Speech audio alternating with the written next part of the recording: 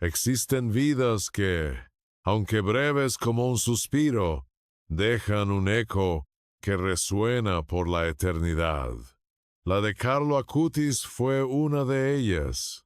A simple vista, era un adolescente de su tiempo, definido por sus jeans, sus zapatillas deportivas y una innegable pasión por las computadoras. Sin embargo, en el silencio de su habitación, más allá del brillo de la pantalla, ardía un fuego interior, una devoción profunda que el mundo apenas comenzaba a vislumbrar, un misterio, envuelto en la normalidad de la vida moderna. En su universo coexistían dos realidades aparentemente opuestas. Por un lado, la velocidad del mundo digital, los videojuegos y el lenguaje de la programación. Por otro, la quietud de las iglesias, el rezo del rosario y un amor incomprensible por la Eucaristía. Esta dualidad no era una contradicción, sino una sinfonía única. Carlo demostró que la modernidad y la espiritualidad no solo podían convivir, sino que podían nutrirse mutuamente, creando un puente entre el cielo y la tierra en pleno siglo XXI. Esta armonía tan inusual plantea la pregunta fundamental que guía su historia. ¿Cómo es posible que un joven, en tan solo 15 años, pudiera construir un legado espiritual que hoy conmueve a millones de personas en todos los continentes? ¿Qué fuerza interior lo impulsaba a ver en la tecnología un púlpito y en cada día una oportunidad para acercarse a Dios? La respuesta no se encuentra en lo extraordinario, sino en la asombrosa profundidad que escondía en su vida cotidiana. Una vida entregada a un propósito mayor. Nacido en el corazón de una Italia a menudo indiferente a la fe, su despertar espiritual fue un enigma incluso para su propia familia. Su madre Antonia recuerda con asombro cómo aquel niño pequeño pedía entrar a cada iglesia que pasaban, simplemente para saludar a Jesús. No era una fe impuesta ni una tradición heredada, sino una sed que brotaba de su alma con una pureza y una madurez que desarmaban a los adultos, un testimonio silencioso de que la santidad florecía de forma natural en su propia casa. Su existencia se convirtió en un faro que ilumina una nueva forma de ser santo. Demostró que se puede amar la tecnología y anhelar el cielo, que se puede disfrutar de las cosas sencillas del mundo sin perder de vista lo eterno. Carlo no fue un santo distante encerrado en un vitral, sino un joven cercano que caminó entre nosotros, enseñando con su ejemplo que la santidad es un llamado universal, una posibilidad real y accesible para todos, aquí y ahora, en medio de nuestras vidas. El despertar de Carlo no fue un evento, sino un amanecer lento y constante que iluminó su hogar desde adentro. En una familia que, como tantas otras, vivía la fe más como una tradición cultural que como un fuego devorador, su alma parecía conectada a una fuente distinta. Antonia, su madre, observaba perpleja a este niño que no pedía juguetes con la misma insistencia con la que pedía entrar a una iglesia. Era un misterio que crecía frente a sus ojos, un llamado que no provenía de ellos. Desde sus primeros pasos, demostró una sensibilidad espiritual que desbordaba toda lógica infantil. Las calles de Milán se convertían para él en un mapa de lugares sagrados, y cada campanario era una invitación. Su petición: «Mamá, entremos a saludar a Jesús», se convirtió en una rutina que transformó los paseos familiares en pequeñas peregrinaciones. No era un capricho pasajero, sino la manifestación de una amistad profunda y real que ya cultivaba en su corazón de niño con una seriedad conmovedora. Mientras sus compañeros de clase coleccionaban figuras de acción o se perdían en los primeros videojuegos, Carlo coleccionaba momentos de silencio ante el sagrario. Su capacidad para la oración era asombrosa, una concentración que no correspondía a su edad. En la escuela, su bondad lo distinguía. Defendía a los compañeros más débiles y compartía su merienda con una naturalidad que no buscaba reconocimiento. Su caridad era un lenguaje silencioso pero elocuente, la primera expresión de un amor que no sabía guardar para sí mismo. Esta diferencia no lo aislaba, sino que lo convertía en un punto de referencia sereno. Sus amigos lo buscaban, atraídos por una paz que no sabían nombrar. Veían en él a un chico normal que amaba el fútbol y los animales, pero que poseía una profundidad inusual. Carlo enseñaba sin predicar, simplemente siendo. Su vida era un testimonio de que la alegría más auténtica no reñía con la devoción, sino que, por el contrario, encontraba en ella su manantial más puro y duradero. La compasión era el motor de sus acciones. Ahorraba el dinero que le daban para comprar comida o sacos de dormir para las personas sin hogar que encontraba cerca de su casa. Su mirada no pasaba de largo ante el sufrimiento. Se detenía, se involucraba. Esta atención al prójimo era la cara visible de su amor por la Eucaristía. Entendió desde muy temprano que no se puede amar a Dios a quien no se ve si no se ama al hermano a quien se tiene al lado. Para Antonia, ser madre de Carlo fue una escuela de fe inesperada. Ella, que había asistido a misa solo en contadas ocasiones, se encontró reaprendiendo el catecismo a través de las preguntas de su hijo. Preguntas que no eran simples curiosidades, sino indagaciones profundas sobre el alma, el pecado y el significado de la vida. Él fue su maestro, un guía enviado para recordarle que el cielo no era una idea lejana, sino una presencia viva que habitaba en su propia casa. Su inteligencia no se limitaba a lo académico o a la incipiente tecnología que tanto le fascinaba.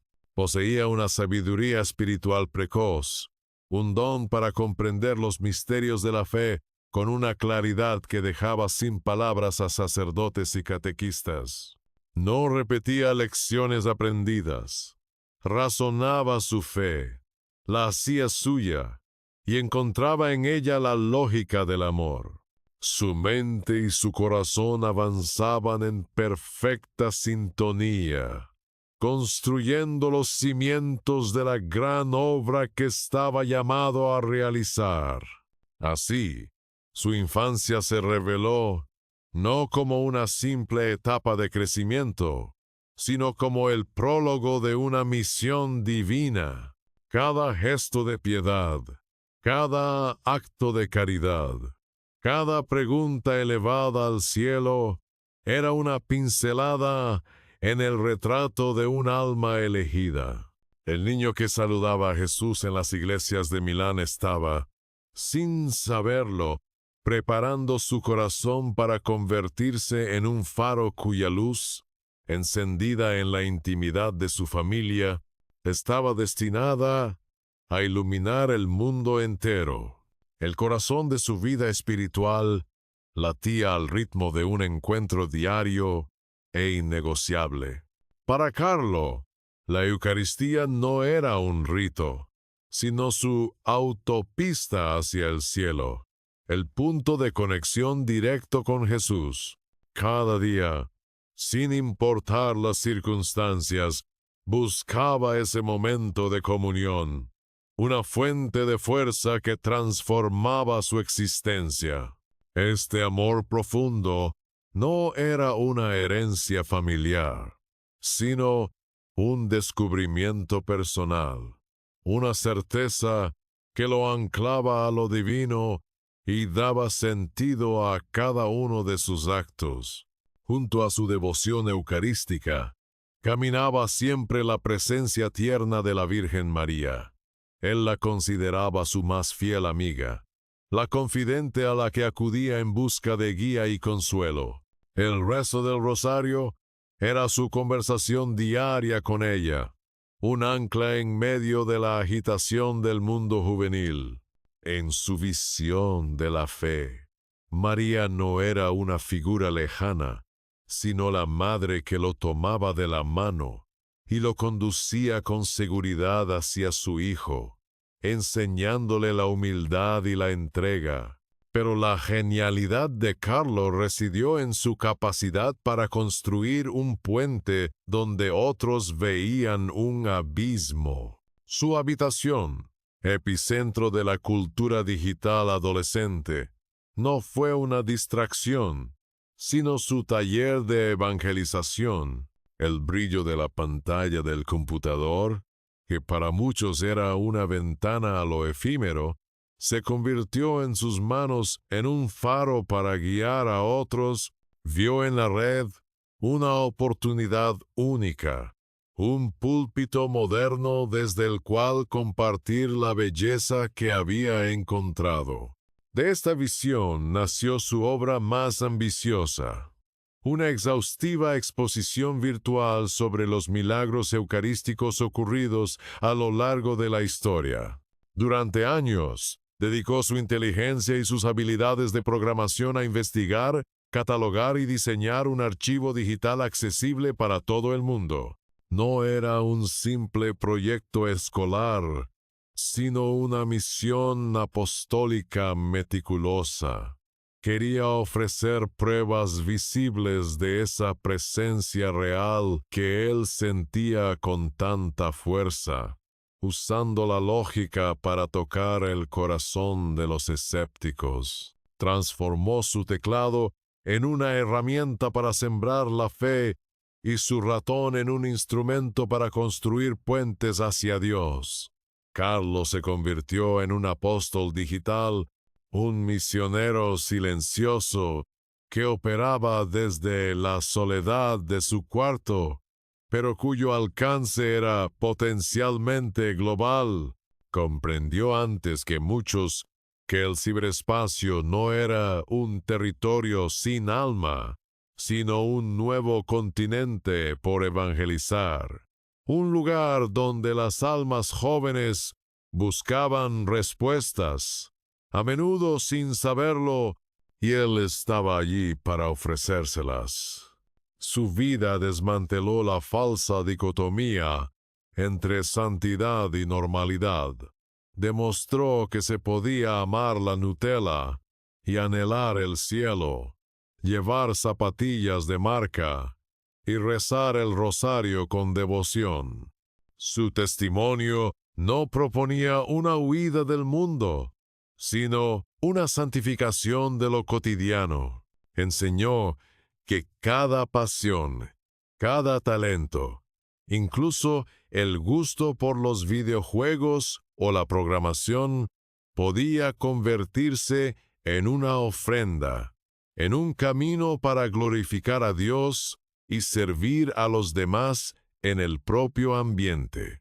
Esta misión, llevada a cabo en el silencio de su hogar, era una semilla que crecía lejos de los reflectores. Nadie, ni siquiera su familia más cercana, comprendía en ese momento la verdadera magnitud de lo que estaba construyendo. Aquellas horas, frente al ordenador, no eran un simple pasatiempo adolescente, sino la preparación de un legado que trascendería su propia vida. Estaba tejiendo una red de fe cuyos hilos, invisibles entonces, estaban destinados a conectar corazones en todos los rincones del planeta. La sinfonía de su vida, una melodía compuesta de fe y modernidad, se interrumpió de la manera más abrupta y brutal. Lo que comenzó como un cansancio inusual, un malestar que podría atribuirse a cualquier adolescente, se reveló como una sombra inminente. En el otoño de 2006, un diagnóstico cayó como una sentencia: leucemia mieloide aguda mentres, la forma más fulminante de la enfermedad. El mundo que Carlo había construido con tanta devoción se vio de pronto confinado a las paredes de un hospital. El hospital se convirtió en su último altar, la cama en su reclinatorio final. Pero, donde la medicina veía una batalla perdida, Carlo encontró un propósito supremo. Los médicos y enfermeras, acostumbrados al miedo y la desesperación, quedaron perplejos ante su serenidad. No había en él rastro de queja, ni una sombra de rebeldía. Su rostro, aunque marcado por el avance de la enfermedad, irradiaba una paz que no pertenecía a este mundo, una aceptación que desarmaba a la ciencia. Con una lucidez que helaba la sangre, hizo la ofrenda de su vida. Al entrar al hospital, miró a sus padres y les dijo que ofrecía todos los sufrimientos que habría de padecer. No era una ofrenda vaga, sino una con destinatarios claros, por el Papa y por la Iglesia, para no tener que pasar por el purgatorio e ir directamente al cielo. Cada dolor, cada procedimiento médico, se convirtió en una oración silenciosa, en un acto de amor entregado con una madurez sobrecogedora. Esta entrega total no era una resignación pasiva, sino un acto de voluntad consciente y heroico. Su cuerpo se debilitaba, pero su espíritu se agigantaba. Transformó el dolor en un don, la prueba en un testimonio.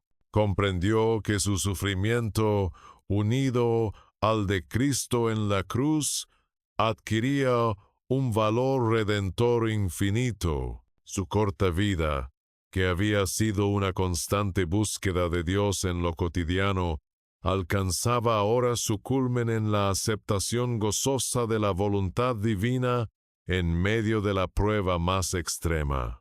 Para su madre Antonia, aquellos días fueron la prueba más oscura y a la vez la más luminosa.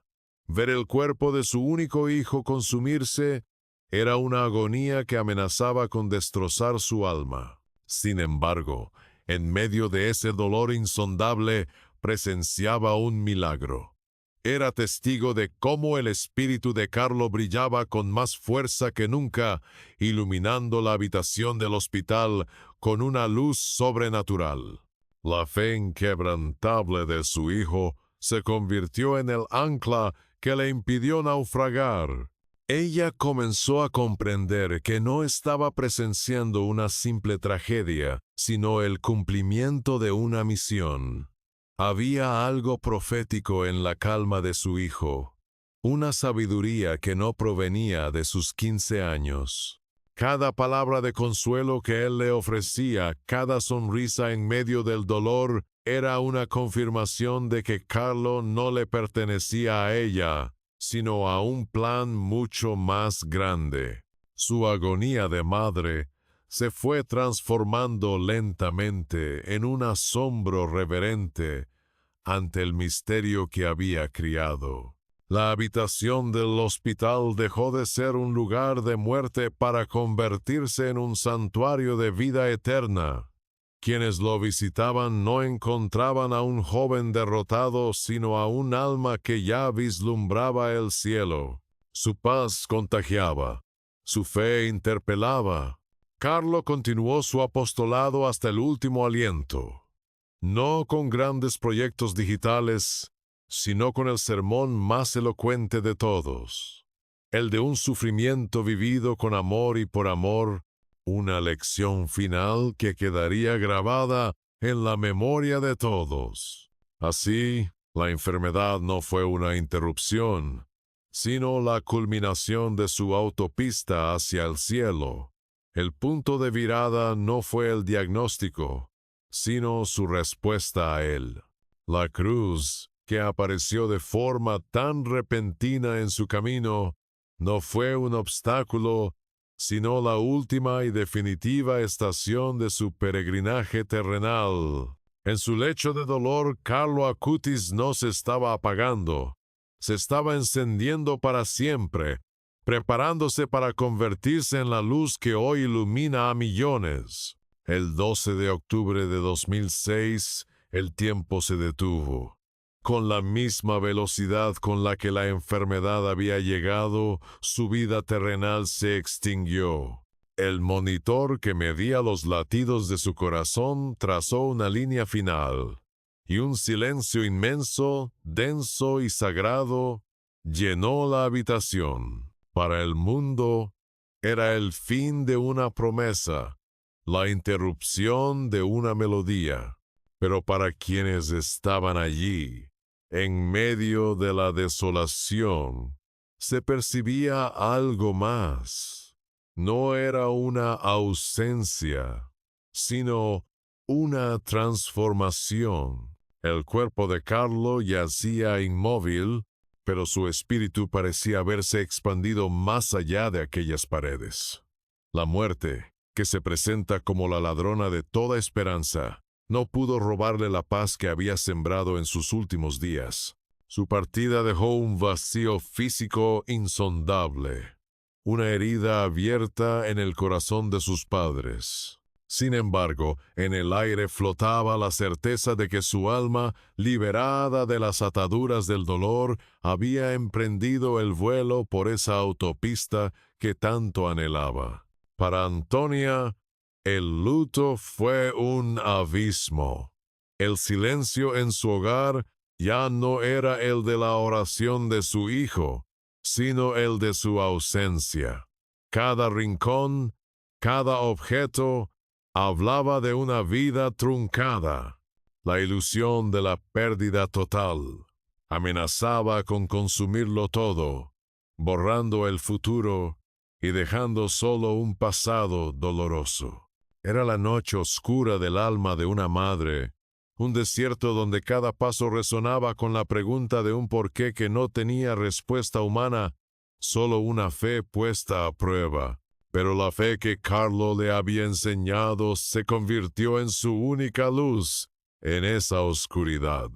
Sus palabras resonaban en la mente de Antonia no como un eco lejano, sino como una promesa viva.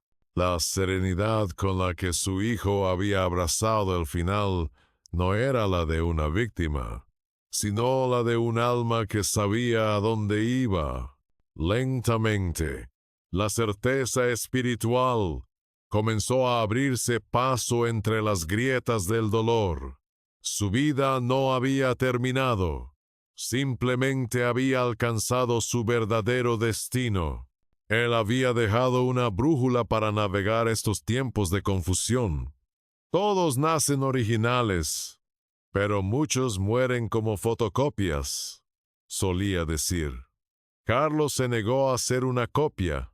Vivió con una autenticidad radical, una fidelidad a su propia alma y a su llamado divino que ni la enfermedad ni la muerte pudieron desdibujar. Su partida no fue una derrota, sino el sello final de una vida vivida como una obra de arte única, irrepetible y enteramente entregada a su Creador. En su funeral, algo extraordinario comenzó a manifestarse. Una multitud inesperada llenó la iglesia, no solo amigos y familiares, sino también muchas de las personas sin hogar a las que él había ayudado en secreto. Eran el primer testimonio visible de que su amor no había muerto con él. La ilusión de la pérdida comenzaba a disiparse, revelando una verdad más profunda. La muerte no había sido un punto final, sino la siembra de una semilla destinada a florecer en el mundo entero. La historia de Carlo no concluyó con su último suspiro. Más bien, fue en ese instante que su verdadera misión comenzó. Su muerte no fue un punto final, sino la siembra de una semilla que, regada por las lágrimas de quienes lo amaron, empezó a germinar de forma invisible. Su nombre, primero susurrado en los pasillos del hospital y en las bancas de su parroquia, comenzó a viajar de boca en boca, cruzando fronteras no por una campaña organizada, sino por el poder de un testimonio que resonaba con la verdad. Pronto, el eco de su vida se transformó en una ola de devoción. Empezaron a llegar testimonios de todo el mundo, jóvenes que redescubrían la fe a través de su exposición de milagros eucarísticos, personas alejadas de la iglesia que se sentían conmovidas por su alegría y su entrega, e incluso relatos de gracias inexplicables atribuidas a su intercesión. El apóstol digital no había sido silenciado. Desde la eternidad, su obra parecía haber adquirido una fuerza y un alcance que nunca tuvo en vida. Antonia, su madre, se convirtió en la guardiana de una memoria que ya no le pertenecía solo a ella. Cada carta, cada correo electrónico, cada llamada de un rincón remoto del planeta era la prueba de que su hijo seguía vivo de una manera nueva y poderosa. El dolor de la pérdida no desaparecía, pero se veía transfigurado por el consuelo de saber que el sacrificio de Carlo estaba dando frutos abundantes, convirtiendo su luto personal en un testimonio de esperanza para el mundo entero. Pero la revelación más íntima y definitiva aún estaba por llegar. Años después de su partida, en un momento de serena búsqueda, Antonia abrió la Biblia de su hijo. Allí, entre las páginas sagradas que él tanto había meditado, encontró una nota oculta, escrita con su caligrafía juvenil. No era un diario ni una simple reflexión. Era la clave de todo su misterio. Una declaración de propósito que revelaba una conciencia sobre su destino que nadie podría haber imaginado. En aquellas líneas, Carlo aceptaba con una madurez asombrosa que su vida sería corta pero intensa, una ofrenda consciente por un plan divino que él abrazaba por completo. La nota no era una despedida triste, sino la confirmación de que siempre supo que su verdadero hogar no estaba en este mundo. Para su madre, fue la pieza final del rompecabezas, la certeza absoluta de que la muerte de su hijo no fue una tragedia imprevista, sino el cumplimiento de una misión de amor aceptada libremente. Movida por la creciente fama de santidad, la iglesia comenzó a escuchar el clamor del pueblo. Se inició formalmente el proceso de beatificación, una investigación rigurosa que no hizo más que confirmar lo que tantos corazones ya sabían.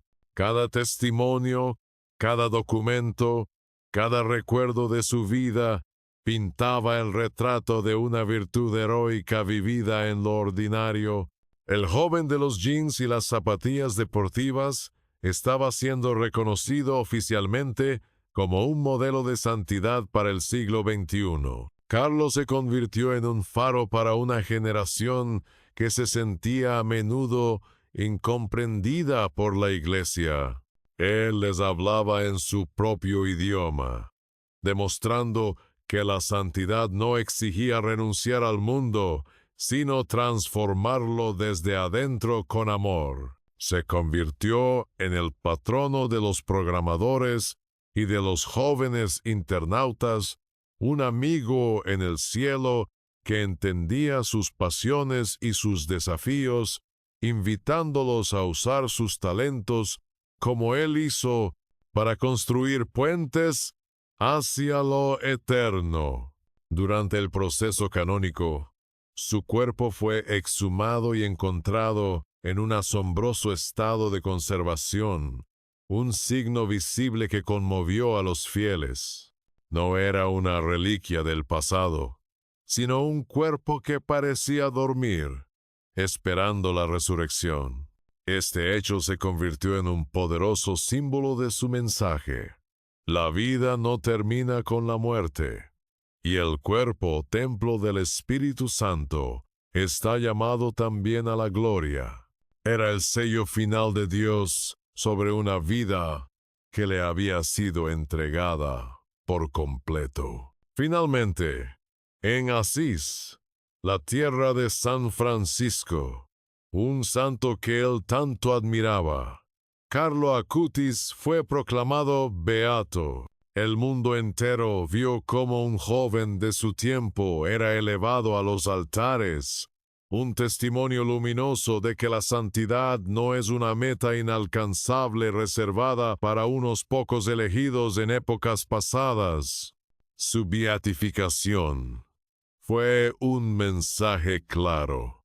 La autopista hacia el cielo está abierta para todos, aquí y ahora, en medio de nuestras vidas cotidianas. La historia de Carlo Acutis, por tanto, no es el final de un camino, sino una puerta que se abre. Su vida es un llamado universal que nos interpela a cada uno de nosotros. Una pregunta que resuena en el alma.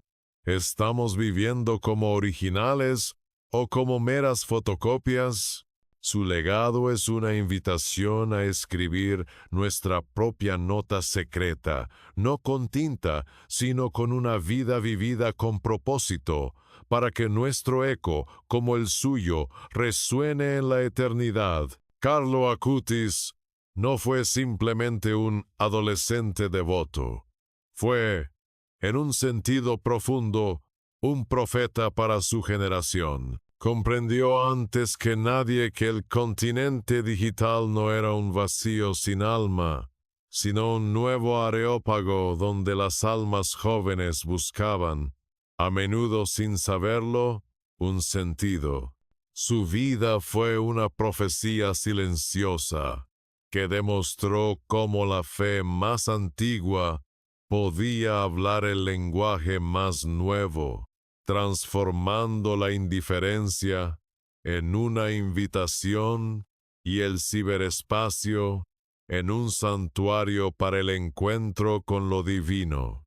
Su existencia, breve como un destello, no debe ser vista como una historia interrumpida, sino como un poema perfecto y conciso. Dios no le concedió muchos años, pero llenó cada uno de sus días con una densidad de propósito que a otros les tomaría una vida entera alcanzar.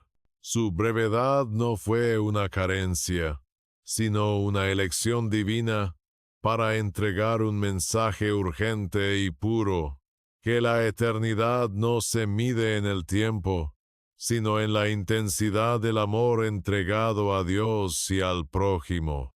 Con su testimonio, Carlo desmanteló para siempre la imagen del santo lejano e inalcanzable. Demostró que la santidad no requiere hábitos ni claustros, sino un corazón ardiente en medio del mundo. Se puede ser santo en zapatillas deportivas, con una pasión por la programación y un amor por las cosas sencillas. Su vida es la prueba de que el llamado al cielo no nos pide abandonar nuestra humanidad, sino divinizarla desde adentro, en cada gesto, en cada clic, en cada oración. Por eso, su historia no es solo un relato para ser admirado, sino un espejo que nos interpela directamente. Nos recuerda su propia advertencia: no morir como fotocopias. Carlo vivió y murió como un original, fiel a la misión única que Dios le confió. Su legado es una invitación personal a cada uno de nosotros para descubrir nuestra propia autopista hacia el cielo, para encontrar esa vocación singular que da sentido a nuestra existencia y la convierte en una obra maestra para Dios. Aquella nota oculta en su Biblia fue la clave de su misterio personal, pero su vida entera es la nota que dejó para la humanidad. Un mensaje de esperanza escrito no con tinta, sino con actos de amor, oraciones silenciosas y una alegría que ni el sufrimiento pudo apagar. Su historia nos confronta con la pregunta fundamental: ¿qué mensaje estamos escribiendo en las páginas de nuestra propia vida? ¿Cuál será el secreto de amor que dejaremos para que otros lo encuentren mucho después de nuestra partida? El eco de Carlo Acutis, por tanto, no se ha extinguido. Resuena hoy con más fuerza que nunca. Es el susurro de un alma enamorada que nos recuerda que el cielo no es una meta lejana, sino un viaje que comienza con cada acto de fe. Su luz, encendida en la brevedad de 15 años, no se apaga, sino que se ha convertido en una constelación que guía a una generación perdida de vuelta a casa, demostrando que el amor de Dios es la única fuerza que trasciende el tiempo y la muerte.